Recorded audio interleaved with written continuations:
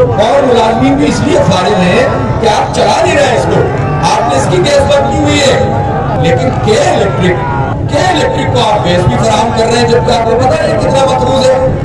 یہ 88 ارب روپے کا مقروض ہے صرف سوئی ساؤدرن گیس کا۔ کہ الیکٹرک 88 ارب روپے کی لائبلٹی ہے اس کی، جو صرف سوئی ساؤدرن گیس کی لائبلٹی ہے، پھر بھی آج اعلان اسد عمر نے کیا کیا؟ مزید گیس ان کو فراہم کر دیں گے۔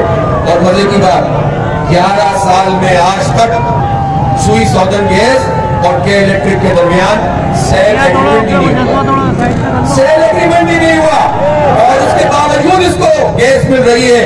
اسٹیل مل اپنا ادارہ بند کریں گے، لیکن پرایا ادارہ، اور آپ کو پتا ہے کہ الیکٹرک کا پہلے اس کا نام KSC تھا، پھر اس کو کے الیکٹرک کیا گیا۔ یہ کہاں رجسٹرڈ ہے؟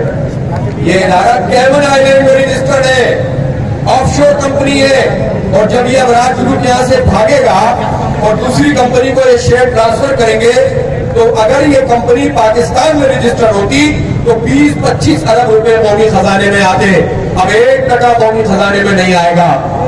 تو یہ جو ابراج گروپ ہے، یہ کیوں اس کا سب ساتھ دیتے ہیں؟ کیوں اس کو اربوں خربوں روپے دے رہے ہیں؟ اس لیے دے رہے ہیں کہ یہ وہ ہے کہ جو سب کو پالتا ہے، وہ اربوں ہم سے کماتا ہے، کروڑوں ان کو دیتا ہے، اور شاید PTI کی کیمپین میں کچھ ارب روپے دے دیے ہوں گے۔